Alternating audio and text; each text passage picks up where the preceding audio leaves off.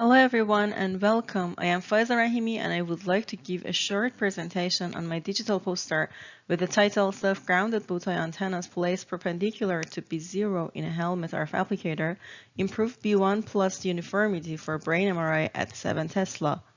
I have nothing to declare. Transmission field uniformity across the brain is challenging at ultra-high field MR due to electromagnetic wavelength shortening. By considering increasing the static magnetic field strength is directively related to the Larmor frequency and inversely by electromagnetic wavelength, it is seen by increasing the magnetic field strength, obtaining a uniform B1 plus inside the ROI is more challenging. By comparing lambda in 10.3 and 7 Tesla, it is easier to observe. Increasing the number of transmitter antenna in the head RF array increases the degrees of freedom for homogeneous magnetic field shaping. RF arrays tailored for brain MRI at 7 Tesla typically use annular transmitter arrays due to the considerations of MR physics. RF antennas should be placed in the direction to generate the edge field perpendicular with B0. Helmet configurations constitute the viable alternative to improve whole brain signal-to-noise ratio.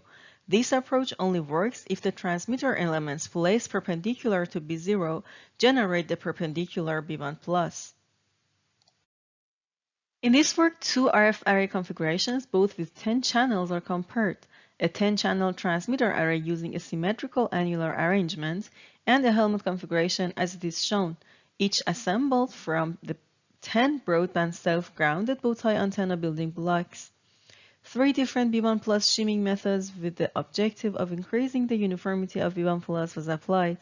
Electromagnetic field simulations were performed in CST Microwave Studio at 297.2 MHz and post-processing was done in MATLAB.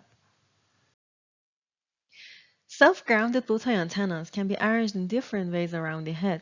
If we consider B0 in this direction, the edge field vectors for 3 different arrangements of self-grounded bowties is induced inside the human head voxel model perpendicular to B0 as it is shown in sagittal and coronal planes. Although the induced edge field vectors for this remaining configuration in the right side is parallel to B0, which is in the dark modes, and it is not contributing in MRI. This figure depicts B1 plus maps and SAR 10-gram distributions obtained for the helmet array and the annular array. Upon maximization of the transmission field strength in the center of the brain, the annular array provided a mean B1 plus slightly higher than the produced by the helmet array. However, the helmet array generated greater brain coverage, 84% versus the annular array, 78%. Maximum SAR was under 1 watt per kilogram for both arrays.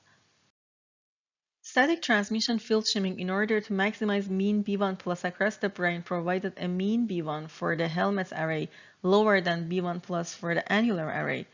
Notwithstanding this mean B1 plus performance, the annular array demonstrated a close to 0 minimum B1 plus in the center of the brain. Additionally, the helmet array provided enhanced ROI coverage, 83% versus the annular array, 62%. It's worth mentioning that SAR 10-gram for both arrays are acceptable. Transmission field shimming focusing on B1 plus uniformity by minimizing the relative standard deviation of B1 plus divided by the mean value of the coefficient of variation of B1 plus resulted in a coefficient of variation of 0.24 across the brain for the helmet array and 0.37 for the annular array. The uniformity of B1 plus was obtained by helmet array as it is shown in the figure. SAR 10-gram is lower overall by using the helmets, although the maximum SAR is acceptable for both RF arrays.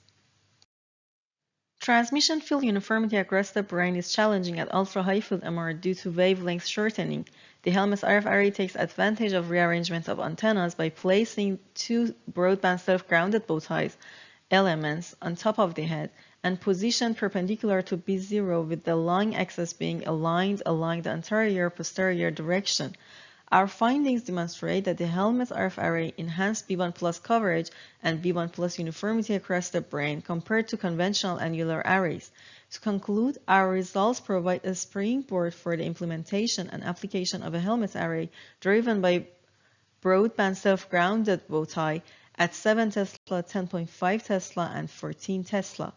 At the end, if you have some extra dipole coils for brain MRI, just put them on top of the head.